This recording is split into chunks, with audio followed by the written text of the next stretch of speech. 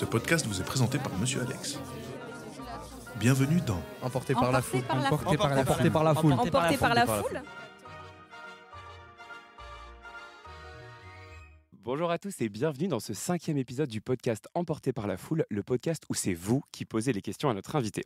Et je suis très heureux et très fier de vous présenter l'invité du jour.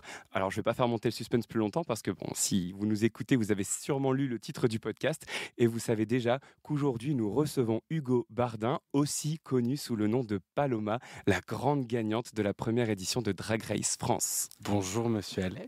Bonjour Hugo, je suis ravi de te recevoir. Alors dans ce podcast, des fois on s'adresse à toi en tant qu'Hugo, des fois en tant que Paloma. Il n'y a pas de problème, je suis très facile à ce niveau-là. Bon, bah super. Donc Hugo, pour t'expliquer un peu en quoi consiste le principe de ce podcast, même si tu m'as dit que tu avais bien fait tes devoirs et que tu avais écouté un petit peu avant. Élève. Donc ici, c'est pas moi qui pose les questions, mais c'est la foule. En effet, on est allé dans la rue à la rencontre des gens qui nous ont posé quelques questions pour toi. Et est-ce que tu es prêt à écouter déjà la première question ? Eh bien, allons-y. Eh bien, c'est parti, on écoute tout de suite la première question de Lucie. Salut Paloma, moi c'est Lucie et du coup, comme je suis un peu novice et j'y connais pas grand-chose au milieu des drag queens, est-ce que tu pourrais nous en dire un peu plus sur ce milieu pour quelqu'un qui aimerait apprendre à connaître un peu plus comment ça se passe, le quotidien, etc. Ok, merci Lucie pour cette question. Une drag queen, écoute, moi j'ai un quotidien assez agréable, mais peut-être parce que j'ai fait Drag Race et que c'est plus facile pour moi que pour d'autres. Le drag, c'est une activité artistique. Au même titre que danseur, comédien, chanteur, plein de choses. Simplement, on se crée un personnage de scène qui nous accompagne tout le temps et qui devient notre alter ego. Et moi, j'ai choisi d'incarner un personnage féminin, mais j'aurais pu faire un personnage masculin. Il y a des drag kings, il y a des créatures. Enfin, il n'y a pas de limite à la création. Aujourd'hui, on essaie vraiment en plus d'être de plus en plus libre par rapport à ça. Mais c'est vraiment... Si je dois donner une comparaison, et c'est tout le temps la celle-là que je donne, c'est Lady Gaga. Elle s'est créée un personnage qui, pour moi, est un personnage drag. D'ailleurs, elle le dit elle-même, elle dit « je suis une drag queen ». Elle s'est créée un personnage qui lui permet de créer des choses tout en ayant un personnage qui la protège ou qui, justement, permet de s'exposer encore plus. Peut-être qu'elle n'aurait pas eu la carrière qu'elle a eue aujourd'hui si elle n'avait pas créé ce personnage, justement, si elle était restée Stéphanie. Et moi, il y a un moment où, créativement, juste en tant que Hugo, je voyais les limites de ce que je pouvais faire. Je ne correspondais pas au profil recherché en tant que comédien. J'étais pas dans les codes physiques pour faire plein de choses et j'étais frustré et le drag s'est imposé à moi assez naturellement et en fait mon quotidien il est comme celui de plein d'artistes, c'est-à-dire que je passe beaucoup de temps à écrire, à travailler mes numéros, à réfléchir à ce que je veux faire. Et il y a un paramètre en plus qui s'ajoute, c'est que je dois me maquiller, me coiffer, me costumer. Mais j'enlève le costume une fois la scène terminée et je redeviens Hugo. Voilà. Ça fait partie d'un spectacle finalement, tout ça. C'est vraiment artistique. Ah oui, pour moi, il y a une vraie différence entre Hugo et Paloma. Pour moi, Paloma, c'est un personnage que j'incarne le temps d'une soirée, le temps d'un film, le temps d'un sketch, le temps d'un podcast, voilà, peu importe. En tout cas, pour moi, c'est très binaire, ça l'est pas pour tout le monde, mais pour moi, c'est un moyen de faire de l'art. Et c'est intéressant parce que c'est vrai que tu as dit, on parle toujours des drag queens, mais on parle très peu des drag kings. On parle très peu des drag kings, on parle encore moins des drag queer et de tous les autres, c'est-à-dire que pendant très longtemps, dans la tête des gens, une drag, c'était forcément un mec cis qui se transforme en femme. C'est tellement plus compliqué et à la fois plus simple que ça, c'est-à-dire qu'il n'y a pas de genre. En fait, le drag, on se crée un personnage. Donc si demain j'ai envie de faire un personnage qui n'est pas genré, je peux. Et d'ailleurs, de plus en plus de drags ne se définissent plus comme drag queen ou même comme drag king. Ils disent je suis drag queer, je joue avec le spectre, je m'amuse avec ça. Et pourquoi forcément devrait correspondre à un truc aussi cliché qu'un genre, parce que justement on est en train de jouer avec, donc pourquoi s'enfermer dans un autre genre puisqu'on joue avec un genre qui n'est pas le sien. Moi mon personnage il est très cartoonesque, donc c'est vrai que j'aime bien avoir des hanches, j'aime bien avoir des seins, j'aime bien me corseter ma taille, j'aime bien que tout soit impeccable parce que ça me rassure d'être dans une création qui est poussée et qui est à l'opposé de moi, mais la plupart des drags que j'ai autour de moi, par exemple Ellipse qui a fait Drag Race, qui est un très très bon ami, on était dans la même saison, Ellipse, il aime bien jouer avec les codes, mais sans forcément jouer avec le cliché jusqu'au bout, quoi. Et je trouve que c'est bien parce que ça amène aussi d'autres notions de féminité, d'autres notions de masculinité. On peut être une drag queen très sexy avec du poil aux jambes et on n'est pas forcément obligé d'avoir des seins pour être féminine. Et à l'inverse, il y a plein de drag kings qui justement ne vont pas forcément chercher à ressembler à un mec à 100%. Voilà. En plus, historiquement, le drag, il y a eu beaucoup de drag dans l'histoire, même à l'époque de Shakespeare, même dans le théâtre antique, hein, les hommes jouaient des femmes. Mais la grande époque des drag queens, c'était dans les années 90-2000, et c'était beaucoup moins genré qu'aujourd'hui. C'était des créatures, c'était des club kids. C'est vraiment les années 80, 90, 2000, c'est l'émergence des club kids, et c'est des créatures, vraiment, ils se créaient des personnages qui étaient pas genrés, qui étaient plus proches d'un alien finalement que d'une femme ou d'un homme, et ils ont joué avec le genre. Ils étaient presque plus audacieux qu'aujourd'hui. Aujourd'hui, c'est presque devenu controversé de vouloir faire du queer, alors que finalement, est-ce que c'est pas ça la modernité? Voilà. Et j'ai cherché moi des petites statistiques. Alors, c'est pas évident toujours de trouver des chiffres, mais est-ce que toi, tu as réussi déjà à trouver à peu près combien de personnes en France faisaient partie du coup de drag queer finalement, de ce mouvement? C'est difficile à quantifier déjà parce que c'est pas une profession qui est très reconnue. Même moi, je gagne bien ma vie depuis Drag Race, donc je fais pas partie des personnes qui ont ce genre de problématique. Mais avant de faire Drag Race, et je le suis toujours, je suis intermittent. J'ai travaillé comme intermittent pendant longtemps, en tant que costumier, en tant que comédien ou en tant que réalisateur. Chez Pôle Emploi, ma case elle est simple, hein. Je suis comédien, je suis réalisateur ou je suis costumier. Drag queen, bon. On est où? C'est quoi notre métier? Pendant très longtemps, on a été considérés comme des animateurs, c'est-à-dire qu'on faisait de l'animation, ou alors danseurs quand on est en boîte de nuit et qu'on fait ce que les gens imaginent être du go-go. Donc la case déjà elle est compliquée, donc difficile d'avoir des statistiques, et en plus de ça c'est un mouvement qui est quand même très récent en France. Le drag c'est un art qui était déjà très présent, comme je le disais, dans les années 90-2000, mais qui est devenu un peu ringard après et qui s'est un peu perdu, et c'est vraiment grâce à Drag Race que ça a été remis au goût du jour. Mais en France c'est arrivé tard, je crois que Netflix a diffusé Drag Race US vers 2016. Moi, je faisais plus de drague à ce moment-là, j'avais arrêté. Enfin, j'en faisais pas vraiment avant, mais j'en avais déjà fait au théâtre. J'étais pas encore Paloma à ce moment-là. Et toutes les drag queens et les drag kings que je connais qui étaient là en 2016 ont vu une émergence mais énorme du drag à ce moment-là. C'est-à-dire que la scène a explosé. Ils sont passés d'une poignée, d'une dizaine de drag queens à Paris à plusieurs centaines. Et j'ai pas de chiffres, mais je me souviens qu'en 2020, je crois, je me souviens plus, 2020 ou 2021, j'ai fait un calendrier caritatif réunissant plein de drag queens. Il y avait des drag queens, des drag queer, des club kids et des drag kings, et on en avait réuni à peu près 100 dans le calendrier. Et je me souviens que plein de gens me disaient « Ah, mais c'est énorme, t'as réuni 100 artistes !» Je dis bah, on a dû faire des choix et c'était compliqué. Il y avait beaucoup de monde, et on aurait pu à ce moment-là en mettre 5-6 fois plus. Et encore, je te parle de ceux que je connaissais. Je pense qu'en France, c'est un art qui a vraiment explosé. Rien qu'à Paris, je sais pas combien on est, mais... Et puis il y a beaucoup de gens qui le font pas professionnellement. Ça reste encore une activité semi-pro, voire amateur pour beaucoup de gens.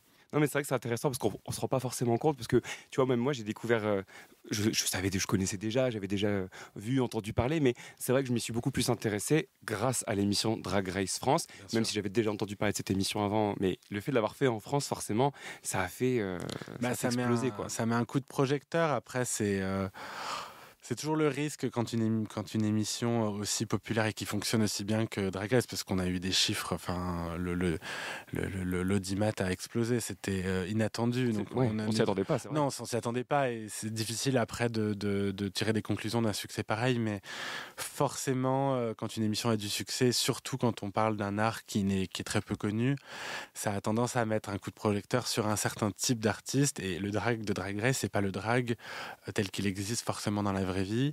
C'est un spectre assez représentatif, mais c'est très codifié aussi. Ça se base sur des concours de beauté. Enfin, le Drag Race, à la base, a été construit en fonction sur les mêmes codes que les pageants, qui sont des concours de beauté de drag queen aux États-Unis. Donc, il y a quelque chose de très codifié, et aussi, c'est un certain type de drag qui est représenté. J'allais dire un drag assez binaire, c'est pas vrai, mais t'as vu l'émission, on est toutes... on incarne toutes des figures féminines, on est toutes sur des talons hauts avec des corsets, des perruques. C'est assez, c'est l'imagerie assez classique du drag. Il n'y a pas de drag king, il n'y a pas de club kid, ou très peu, et c'est... forcément, comme nous on est mis en lumière dans la tête des gens, c'est ça le drag, et c'est ça ce qui va être demandé, et c'est devenu mainstream grâce à l'émission, mais c'est aussi notre drag à nous qui est devenu mainstream. Il y a encore beaucoup d'artistes qui sont très underground ou très outsider et underground. Ouais. On va justement passer à la question 2, et on va en savoir un peu plus sur l'origine pour toi et la découverte de ce milieu. Bonjour, moi c'est Loli, et si j'avais une question à poser à Paloma, j'aimerais savoir comment est-ce qu'elle a découvert l'univers du drag queen, et quand est-ce que ça a commencé, comment ça a commencé. Ah, je sais pas trop, parce que je dis toujours que ma première fois en drag, j'avais 8 ans. Et encore, je pense que c'était bien avant ça. Ma mère m'avait transformé plus ou moins en drag pour un spectacle de fin d'année où j'avais fait une surprise à une prof qui partait à la retraite. Et j'étais venu en sous-préfète lui remettre des fausses palmes académiques. Oui, c'était déjà un humour de personnes âgées. Et ça n'a pas changé. C'est génial. Oui. Et donc j'avais performé sur scène un petit sketch, mais j'avais 8 ans et c'était du drag. Voilà. Mais moi, je me suis toujours déguisé beaucoup. Donc ça a toujours fait partie de ma vie, et ça n'a jamais été un truc finalement si punk que ça pour moi, parce que moi, c'était un truc que je faisais, quoi. Et ma mère m'a jamais empêché de le faire. Je me déguisais en 10 de bonne aventure, en espionne, en reine, enfin... Toujours, en tout cas, des personnages... Des personnages très flamboyants. Et ouais. ma mère, d'ailleurs, m'a dit il n'y a pas très longtemps, c'est marrant, tu te déguisais pas juste en fille, tu te déguisais en drag queen. Ouais. Parce qu'il y avait une attitude, il y avait plein de codes qui sont très extravagants, qui sont très liés au drag. Après, moi, j'ai une culture très cinéma, très théâtre, donc forcément, il y a des figures du théâtre qui sont très proches du drag, ou qui ont beaucoup été incarnées par des acteurs, enfin par des hommes. Dans l'histoire, Lady Macbeth, ou des personnages comme ça, on a l'habitude de voir des hommes les jouer. Donc j'avais cette culture-là. Et puis le cinéma d'Almodovar, notamment, ou des comédies comme Madame Doubtfire, Tootsie, voilà, c'est des films qui font partie de mon panthéon, et dans lequel il y a des acteurs cis qui jouent des personnages féminins. Donc pour moi, je suis plus arrivé au drag en me disant je suis un comédien et je veux jouer des femmes. Je me suis pas dit je veux jouer des personnages de drag, je veux jouer des personnages féminins. Et Catherine et Liliane, ça a été vraiment un tournant dans ma carrière, c'est pas ma carrière, c'est celle d'Alex Lutz, mais dans mon processus créatif, je me suis dit tiens, finalement, un mec comme moi qui est un peu féminin, qui n'est pas dans les codes de la masculinité, et à qui on a toujours dit en cours de théâtre fais gaffe, ne t'enferme pas là-dedans, tu travailleras pas, virilise-toi, ou ce genre de conneries qu'on peut dire. Bah là, je me suis dit il y a un truc possible. C'était déjà le cas avec Guillaume Gallienne quand il avait fait Gabriel Châtequel sur Canal, il faisait une agent. Je me disais c'est ça, en fait je veux jouer des personnages féminins et je veux les jouer avec autant de sincérité que eux le font. C'est de la performance, ça m'intéresse. Et puis, je me souviens, je sais pas, c'était 2013 ou 2014, j'avais une période creuse professionnellement. Je regardais Catherine et Liliane tous les soirs, et je regardais Drag Race sur des plateformes obscures, parce que ce n'était pas sur Netflix à l'époque. Et j'ai commencé à me dire, ah ouais, en fait, c'est peut-être là où je dois aller. Et ça m'a poussé à écrire un court-métrage. Donc c'est vraiment venu du cinéma et de ma passion pour le cinéma et de mon travail de réalisateur et de comédien. Je me suis dit, écris-toi un rôle. Ça fera partie de ton travail, ça t'engage à rien, t'es pas en train de remettre en question toute ta vie, c'est un rôle, prends-le comme ça.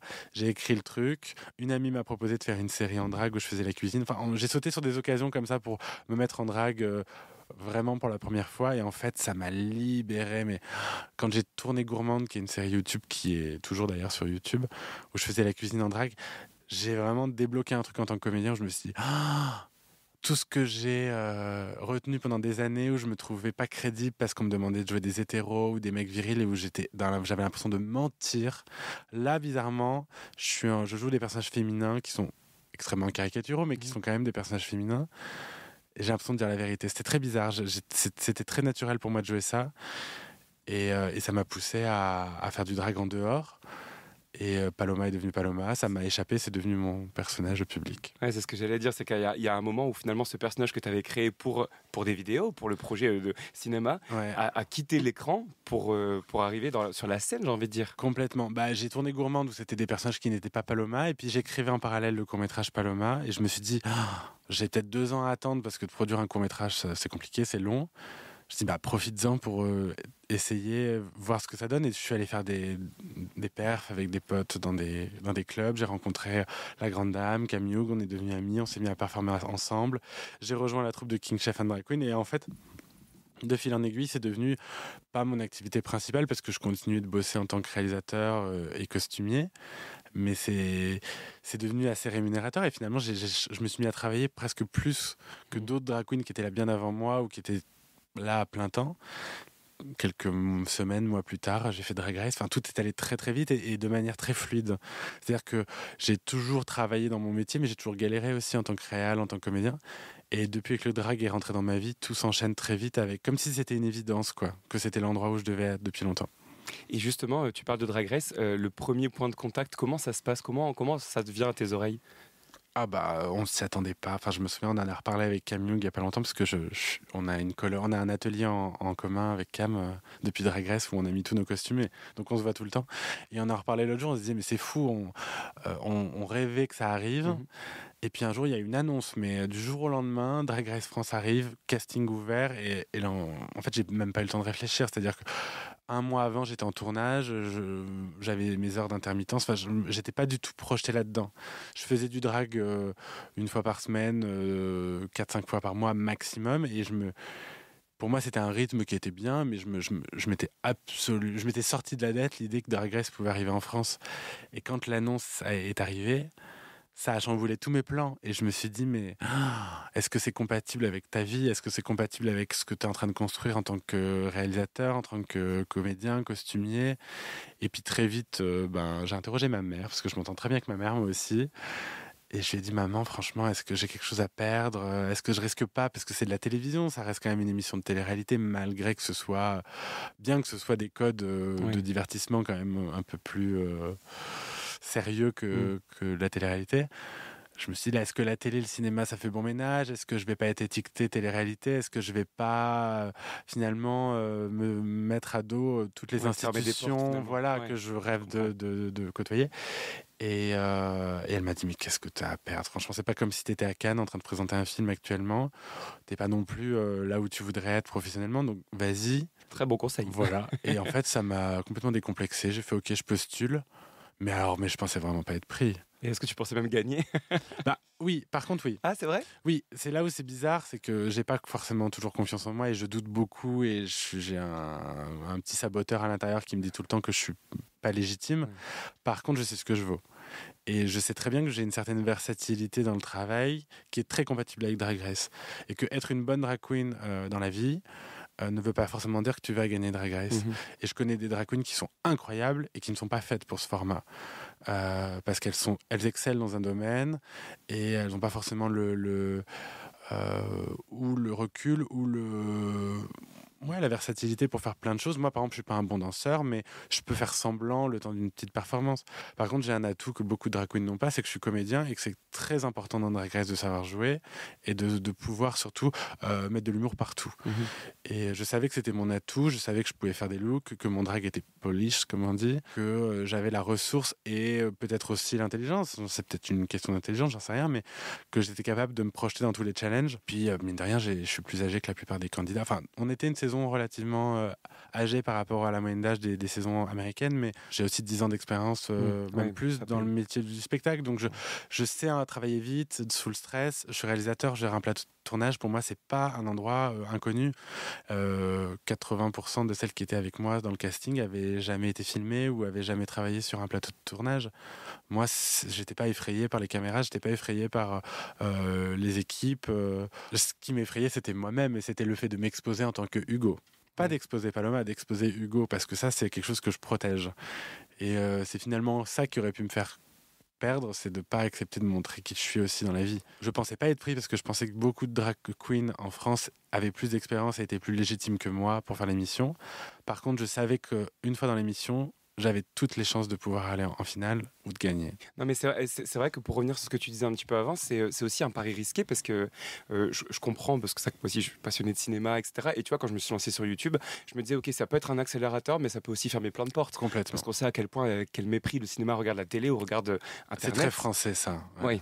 Mais je crois que ça a changé.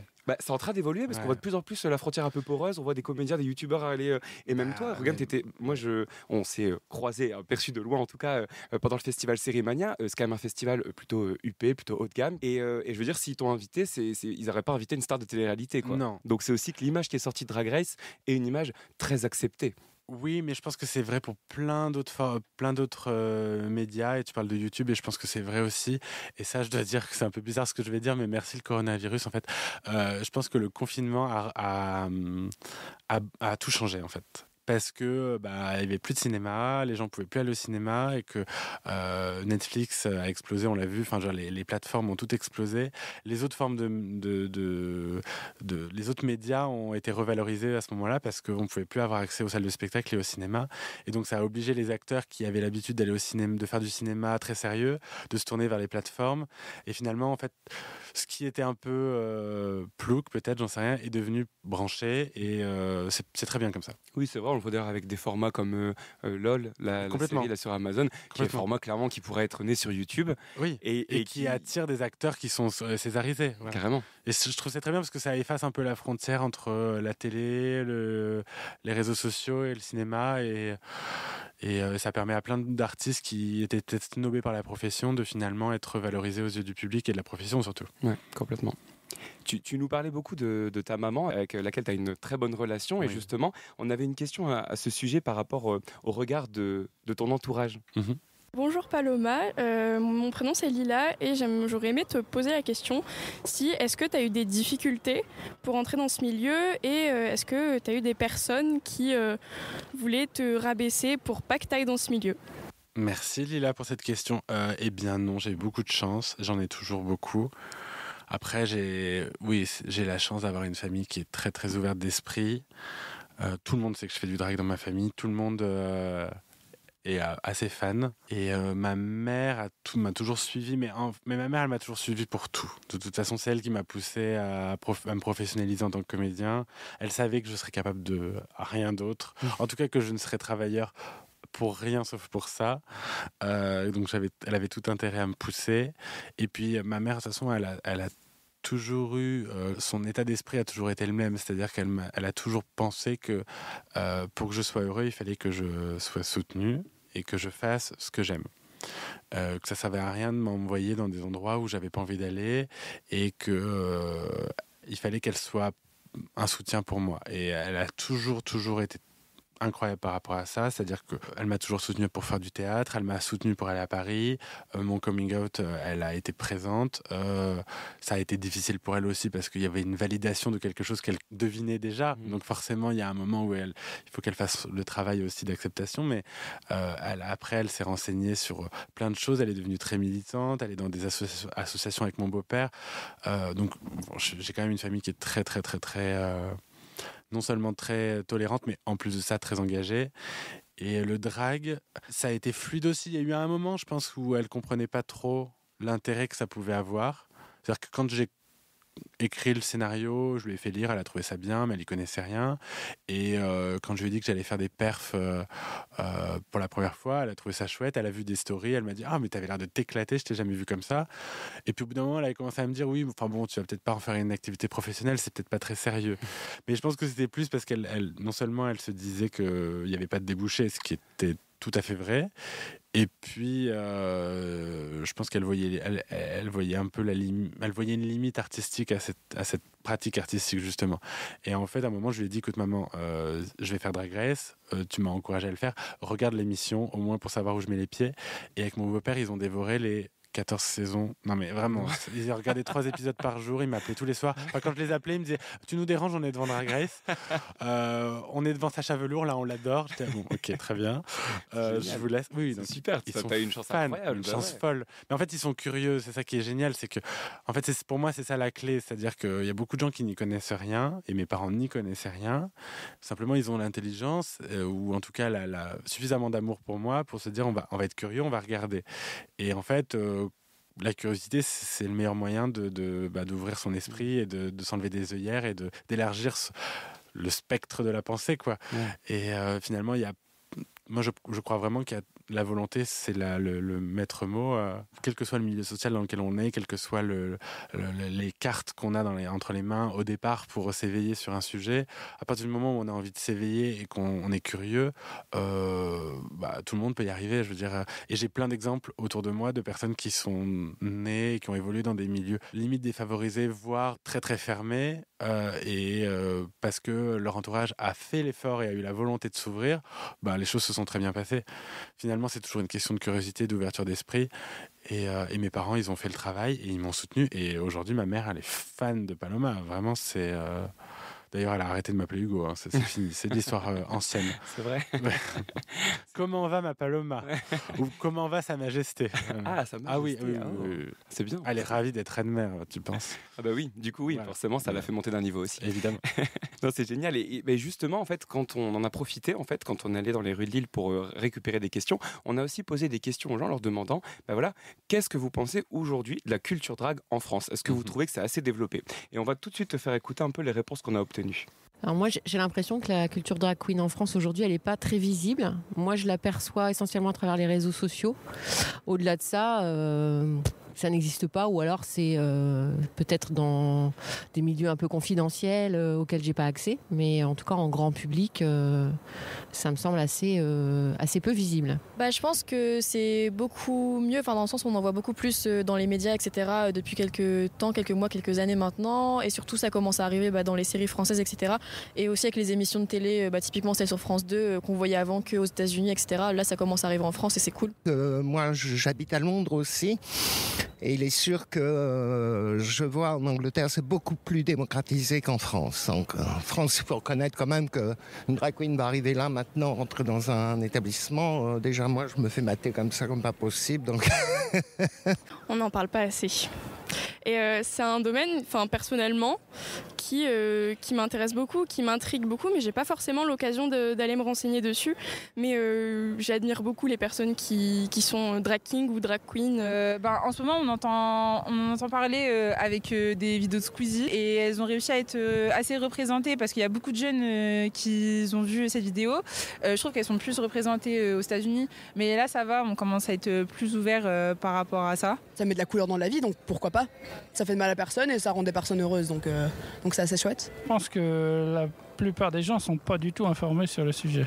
Je pense que l'image, elle est encore un peu trop négative parce qu'on est très fermé en France, je trouve, comparé à d'autres pays. Mais sinon, j'ai même pas encore vraiment d'avis dessus parce qu'on n'en entend pas assez parler, quoi. En Belgique, on commence à en parler parce qu'ils ont sorti une émission aussi de drag queen en Belgique. On est tous d'accord là-dessus que c'est carrément pas assez développé. Quand on croise quelqu'un dans la rue, obligatoirement, le regard qu'ils reçoivent, et ça se voit. Moi, je sais que j'en croise dans le bus, j'en croise un peu partout, la Gay Pride, que ça se voit. Les gens ne comprennent pas. Il n'y a pas... comme en Amérique ou au Canada où Drag Race s'est bien installé et que ça a bien montré. Ici en France, encore du mal. On est sur la première année, c'est normal aussi. C'est vraiment pas un milieu que je connais du tout. Alors je pense effectivement qu'on n'en parle pas assez. Après, je sais pas si ça apporterait quelque chose d'en parler plus, si eux-mêmes se sentent délaissés ou s'ils aimeraient qu'on en parle un petit peu plus. Ça, là, difficile de m'exprimer sur le sujet. Tout a été dit. Oui. C'est marrant parce que au final, je ne m'attendais pas à ce que le ton général soit finalement on n'en entend pas parler tant que ça, parce que moi j'ai l'impression que tous les jours je lis des articles ou des commentaires sur le fameux lobby LGBT et on est trop présent et on parle trop de nous et tout ça. Donc ça me fait plaisir d'entendre ce genre d'avis. Y a une explication quand même au fait qu'on soit pas si présent que ça, c'est que déjà ce n'est pas quelque chose qui est ancré dans la culture française.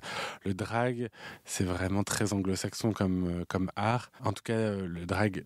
Oui, le drag réellement, c'est anglo-saxon. Nous, on a une culture du cabaret en France, on a une culture des transformistes. Je pense chez Madame Arthur, où c'est très cabaret, chez Michou. Voilà, dans la tête des gens, travesti en France, c'est ça. En Angleterre, aux États-Unis, en Australie ou au Canada, c'est vraiment un truc qui est ancré dans la culture, au même titre que le théâtre ou le cinéma. Enfin, je veux dire, aller voir un drag show quand on est américain, c'est presque un truc que font toutes les nanas quand elles se fiancent pour leur enterrement de vie de jeune fille. C'est une tradition. C'est un spectacle qui n'est pas réservé que à la communauté. Et nous, déjà, c'est très récent. Et en plus de ça, il n'y a pas d'espace pour ça. Enfin, on le voit même à Paris. Enfin, moi, j'étais encore à Bruxelles la semaine dernière pour performer au Cabaret Mademoiselle. Déjà, ils ont des cabarets. Alors que la Belgique, c'est à côté de chez nous. Mais ils ont une culture presque plus anglo-saxonne en Belgique. Le drag, même s'il n'y en a pas tant que ça là-bas, il est très encadré et il y a des institutions.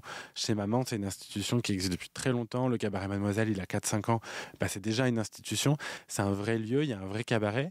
Nous, à Paris, on a beau avoir beaucoup plus de drag queens qu'en Belgique, ça reste un peu compliqué d'en faire. C'est dans des bars, c'est toujours dans des endroits un peu pas forcément adaptés, qui ont des niches. Ah tiens, on va aller le faire dans tel endroit, qui est normalement un endroit où il y a des soirées hétéros, mais ils ont une scène, donc on y va. Mais rien n'est fait pour nous. Donc l'émission Drag Race, elle peut changer les choses et elle est clairement en train de changer les choses. Après, le fait qu'on soit pas encore assez visible, je pense que c'est en train de changer. Enfin, moi, j'ai l'impression d'être très sollicité. Mais j'ai gagné Drag Race, donc c'est encore pas... Je suis pas très représentatif. Mais je sens qu'il y a en tout cas, qu'il y a un effet de mode qui est en train de se mettre en place, qui est très positif. Moi, j'ai tourné dans Balthazar. C'était pas une série où on s'attendait à avoir une drag queen. Il y a un premier signal qui est envoyé au public. Ah, regardez, on peut mettre des personnages de drag queen sans que ce soit... on ait besoin de faire tout un épisode dans un cabaret. On peut aussi montrer d'autres facettes. On propose d'autres choses où justement le drag est en train de se développer. On est en train de mettre des drags un peu partout.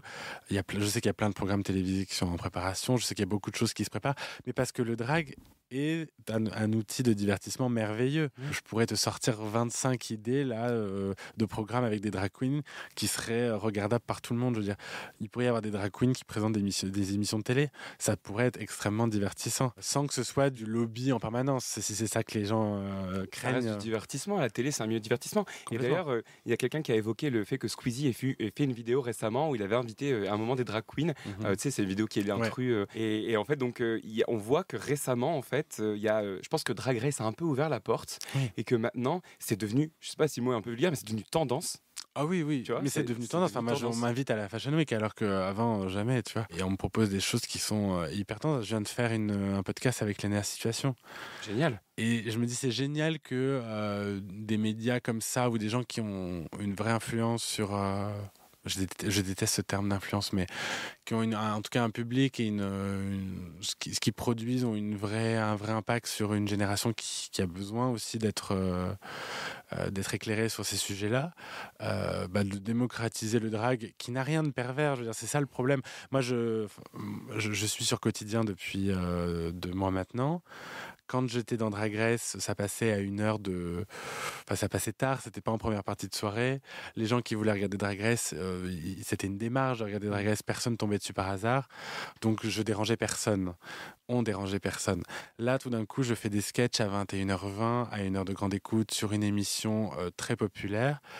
Personne n'a demandé à me voir. Y a des gens qui sont très contents de me voir arriver, de voir une personne queer faire de l'humour à la télévision.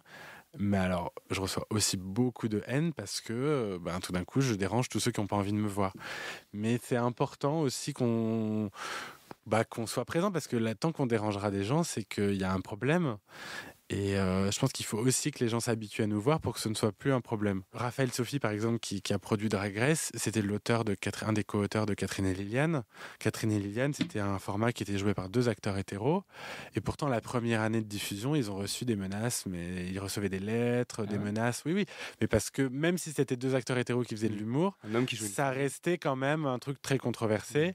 Alors moi, c'est encore pire parce que je suis PD. Donc les gens, ils voient du vice. C'est-à-dire que quand je fais une blague, quand je drague un invité, invité en plateau dans mon personnage, automatiquement, je suis le démon, quoi. D'accord. Ouais. Alors que quand José Garcia faisait Cindy Crawford dans C'était nulle part ailleurs, c'était drôle. Ouais, non, mais tu vois, moi c'est pervers automatiquement. Donc il faut aussi éduquer les gens et qu'on casse un peu ce truc où pendant très longtemps dans les médias français, à la télévision surtout, dès qu'il y avait une personne homosexuelle ou queer, c'était très contrôlé, très mis en scène et aux dépens de la personne. Je pense Caméra Café par exemple, le personnage de Philippe, je sais plus comment il s'appelait, ce qui était pour moi cet acteur qui est un super acteur en plus qui est homosexuel, il a été enfermé dans une caricature qu'il n'a pas décidé lui-même. Je pense qu'il a été très très pensé par des hétéros pour lui et ça rassurait tout le monde de voir un PD faire le PD. Moi j'ai envie d'avoir le contrôle de ce que je fais et de mon humour et justement d'amener un peu d'humour queer fait par un queer dans une émission qui ne l'est pas forcément. C'est joliment dit et c'est vrai qu'on sent toute la démarche derrière qui est propre à ce que tu fais, qui est une démarche artistique et pas du tout une démarche qui se base sur d'autres choses. Tu parlais tout à l'heure de télé-réalité, on n'est pas du tout là-dedans. C'est vrai que tu arrives vraiment avec une proposition artistique. Oui, après je te cache pas que c'est pas toujours facile parce que moi au départ je suis comédien, je suis réalisateur et mon métier c'est ça. Mon métier c'est pas d'être homosexuel, mais le fait d'avoir fait Drag Race et d'avoir rendu mon identité et par conséquent ma sexualité visible dans une émission comme ça, je dirais pas qu'il y a un amalgame, mais automatiquement quand on veut Paloma ou qu'on veut Hugo, on veut aussi son identité avec. Et aujourd'hui, je ne suis plus seulement un comédien, je suis un comédien homosexuel et je représente aussi ça. Donc ma vie privée, finalement, devient tout aussi importante que ce que je produis artistiquement. Des fois, j'aimerais bien n'être qu'un comédien qui vient faire des sketchs et pas devoir aussi porter tout le combat d'une communauté sur mes épaules, comme le fait Bilal, par exemple, et pour qui c'est très difficile en ce moment. Et on en a parlé l'autre jour, on se le disait, mais en fait, Bilal, bien avant moi, d'ailleurs, mais on est un peu les deux personnages, et Oshi aussi, porte beaucoup de choses sur ses épaules. On est un peu les personnalités en ce moment qui faisons avancer les choses, certainement, parce qu'on est très visible, on est des porte-drapeaux, mais on s'en prend aussi plein la gueule. Forcément. En première ligne. Alors qu'on aimerait seulement peut-être juste faire de l'art, parce qu'on est des artistes. C'est ça. Mais on a tendance à l'oublier parce que ce que vous portez, ce porte-étendard, en fait, ça prend un peu le devant, ça prend tellement de visibilité qu'on ne vous parle que de ça, finalement. Exactement. Mais justement, la prochaine question, elle parle, parce que forcément, Drag Race a été une mise en avant un peu extraordinaire, je pense, pour toi. Et on a une question de Clément à ce sujet. Bonjour Paloma, je voudrais savoir qu'est-ce qui a changé depuis que tu as gagné cette émission l'année dernière ? Tout. Dans le bien et le moins bien, mais c'est génial. Enfin, déjà, j'ai une liberté que j'avais pas. Enfin, moi, c'était ça mon combat avant. C'était quelle galère de monter un spectacle. Il faut demander des subventions. Personne me connaît. J'ai pas fait de grandes écoles. J'ai pas fait le conservatoire. J'ai toujours été autodidacte sur beaucoup de choses. Mon Dieu, que ça va être compliqué et tout prenait un temps fou. Aujourd'hui, on me propose aussi bien de faire des concerts à la Maison de la Radio avec Juliette Armanet et Fishback que de faire des sketchs à la télé ou de faire des podcasts. Enfin, j'ai le luxe de pouvoir choisir et de faire des choses que j'aime tous les jours. Donc déjà, ça c'est un gros changement. Et puis, forcément, j'ai aussi acquis un certain confort que j'avais pas avant. Après, il y a un paramètre que j'avais pas anticipé, c'est que l'émission a eu un succès immense, beaucoup plus grand que celui qu'on avait espéré. Donc forcément, j'ai une notoriété plus grande aussi. Et je suis passé du statut. En fait, c'est ça qui est très bizarre pour moi à gérer tout particulièrement, c'est que j'ai toujours été comédien, mais j'ai surtout travaillé comme metteur en scène parce que je travaillais peu en tant que comédien. Donc j'ai passé des années à mettre en scène les autres et à mettre les autres en lumière. Et tout d'un coup, c'est moi qui suis dans la lumière. Donc ça, c'est un truc qui a été difficile pour moi au départ. C'est que j'ai toujours cru que ma qualité, mon atout, mon atout à moi, c'était de sublimer les autres. Et tout d'un coup, c'est moi qui intéresse les gens. Alors ça, c'était vraiment improbable pour moi parce que j'ai jamais vraiment intéressé les autres. J'ai jamais eu trop de la lumière sur moi. Et tout d'un coup, c'est non seulement ce que je fais intéresse les gens, ce que je dis les intéresse, mais en plus, ma personnalité intéresse et je vois des gamins qui veulent être comme moi. Et là, je me dis, ok, ça, j'avais pas anticipé ça. ce côté icône pop. Alors évidemment, c'est un peu bizarre de dire ça parce que. Mais c'est justifié, c'est vrai. Mais on le voit quand on a fait la tournée de Drag Race. C'était il y avait des centaines de personnes qui faisaient la queue pour nous voir. Les gens pleuraient, les gens hurlaient, les gens nous offraient. Moi, j'ai des gamines qui m'ont demandé de leur écrire des trucs. Elles se sont fait tatouer sur le bras après. Enfin, ça va très loin. Du jour au lendemain. Mais je pense que tes années de galère avant aussi te permettent aussi aujourd'hui d'avoir peut-être les pieds sur terre et de justement garder la tête froide et face à tout ce qui t'arrive. Oui. Souvent, je fais la blague, je compare ma victoire à celle de Loana dans le Loft ou celle des L5 dans Popstar. Mais la grande différence, c'est que j'ai 31 ans et que j'ai des armes évidemment pour me défendre. Et j'ai aussi surtout un but. Enfin, je sais où je vais aller. Donc, il y a des choses que je savoure parce elles arrivent maintenant et je sais que les choses vont se calmer aussi, qu'il va y avoir une saison 2, que ça va un petit peu le côté j'aime pas ce mot, mais le côté un peu hystérie va être reporté sur la saison 2. Moi, j'essaie d'installer des choses sérieuses pour durer et pour avoir une vraie carrière et faire des choses qui me sont importantes pour moi. Mais le côté fan et tout, c'est génial, mais c'est très très étrange. Enfin, c'est vraiment très particulier. Je pensais pas qu'on vivrait ça. Oui, j'imagine que c'est plein d'expériences, plein de rencontres, et ça me permet de faire la transition avec la question de Jérémy que je vais te poser tout de suite. Qui va te poser? Je m'appelle Jérémy Francisco et j'aurais une question pour toi, Paloma. J'aimerais que tu nous donnes ta meilleure expérience et du coup ta pire expérience aussi dans le drag. Oh là, je sais. Ma meilleure expérience, je ne saurais pas dire laquelle parce que Drag Race, c'est quand même très difficile d'égaler Drag Race en matière d'expérience. Et la finale, mais c'est pas forcément un truc que je relie au drag, je le relie à l'émission. Mais sur une scène en drag, moi, c'est dès que j'ai un micro et que je peux faire de l'humour. Sur la scène de King Chef and Drag Queen, je joue des sketchs, je m'éclate à chaque fois, c'est un moment de joie intense pour moi. J'anime tous les mois une soirée qui s'appelle la soirée sur demande, où pendant 3 heures, je ne fais pas un seul lip sync, j'ai un micro, je fais des blagues et je fais jouer des gens à un quiz. Et pour moi, à chaque fois, c'est un plaisir parce que c'est ça que j'aime faire. Moi, faire des lip sync, ça m'amuse 5 minutes, mais c'est pas mon truc. Donc ça, c'est toujours très jouissif. Mais alors, si j'ai une mauvaise expérience, j'en ai plusieurs, mais tout ce qui est événements privés, corporate, où on joue devant des CE d'hétéros qui n'ont jamais vu une drag queen, et qui sont ivre-caisse et qui te commandent des lip-syncs sur du Lady Gaga. Et pour moi, c'est toujours une torture. Donc j'arrête de faire ça maintenant. Mais c'est bien d'avoir le luxe de pouvoir choisir. Oui, mais c'est un luxe énorme. C'est comme ça que la plupart des drag queens peuvent payer leur loyer. C'est en faisant des trucs comme ça. Pour moi, c'est un exercice où je me suis trop senti... En fait, il y a un moment où je m'étais dit, parce qu'on en faisait beaucoup à une période, je me suis dit, si vraiment c'est ça de faire du drag, je préfère trimer en tant que costumier ou comédien. Voilà. Donc maintenant, c'est vrai que je le fais plus. C'est chouette parce que c'est vrai que des fois on a l'impression que quand on arrive à faire de sa passion son métier, c'est rose tous les jours et que tous les jours c'est du bonheur, mais il y a des choses dans sa passion qu'on aime moins que d'autres, quoi. Mais surtout que le drag, on peut très vite être... Enfin, moi je sais qu'en tout cas, je peux très vite me sentir ridicule si je suis pas bien entouré ou si je suis pas au bon endroit.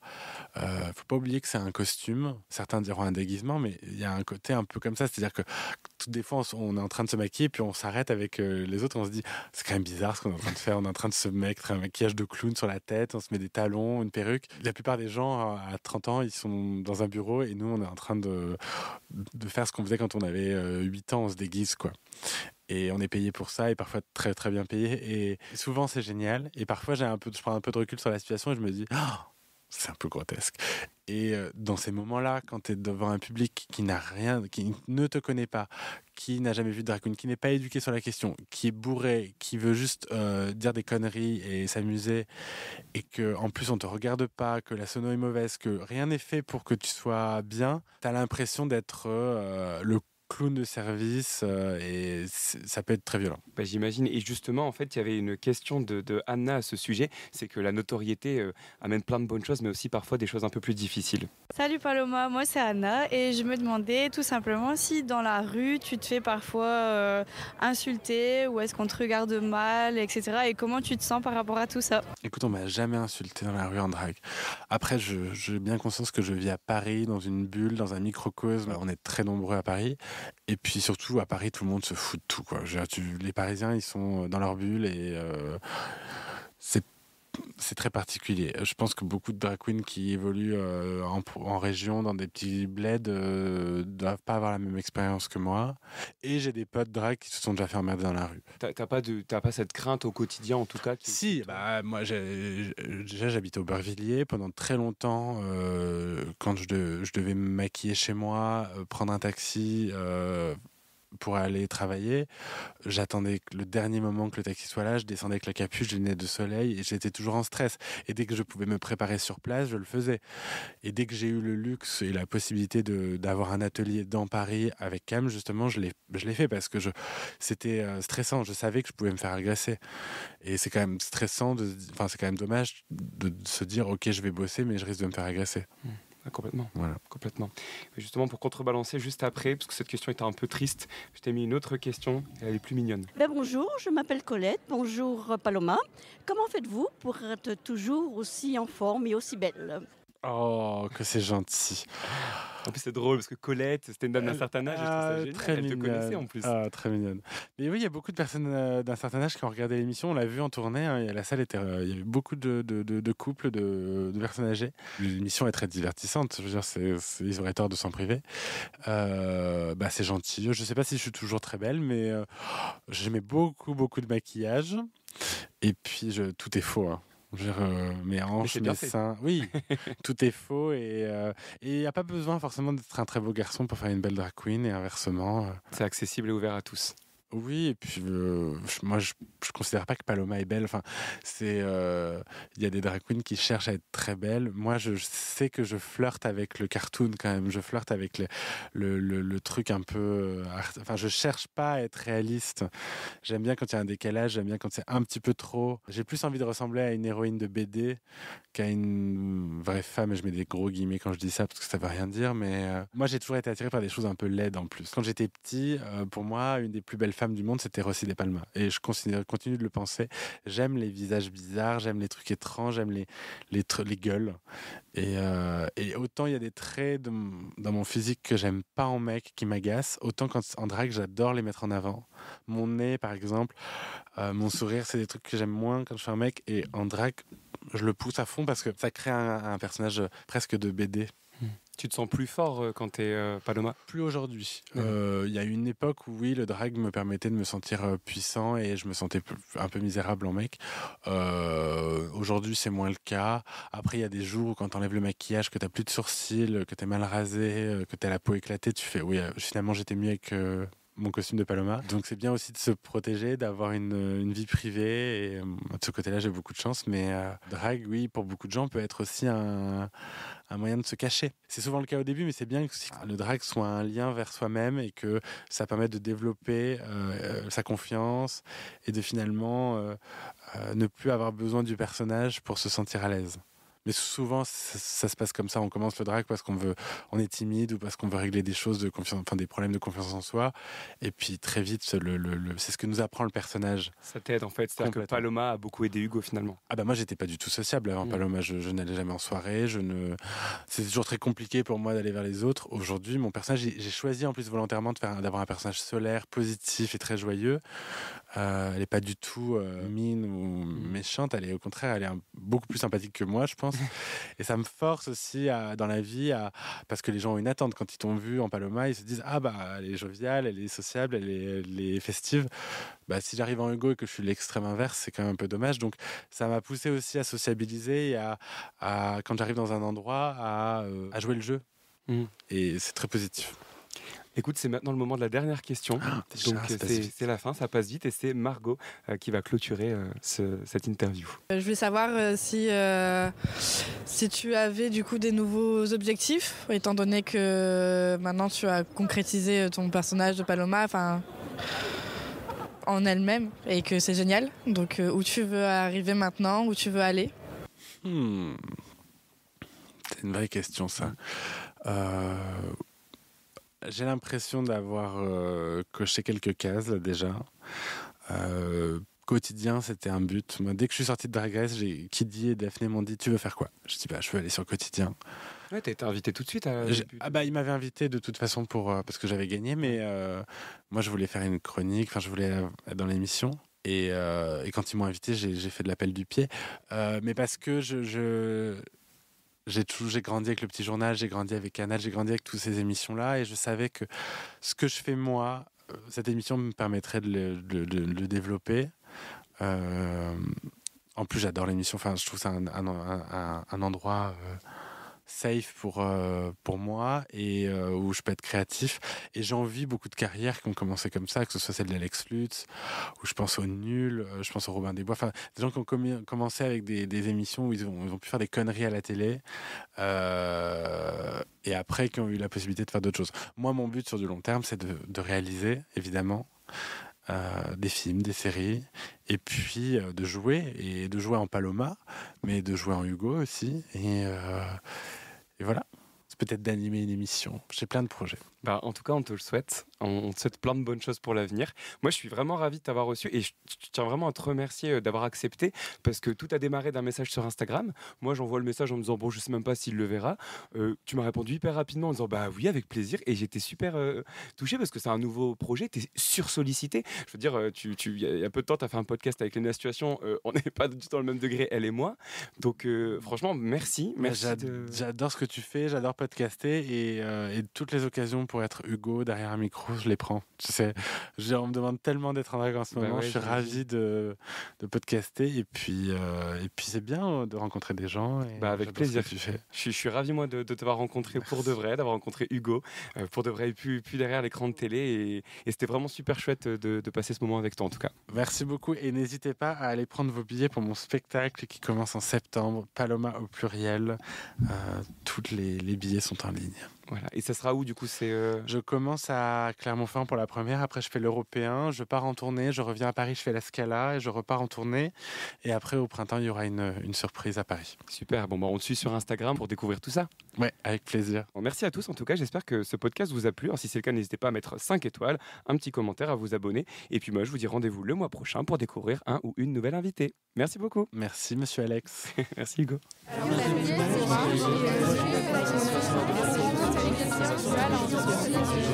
Alors,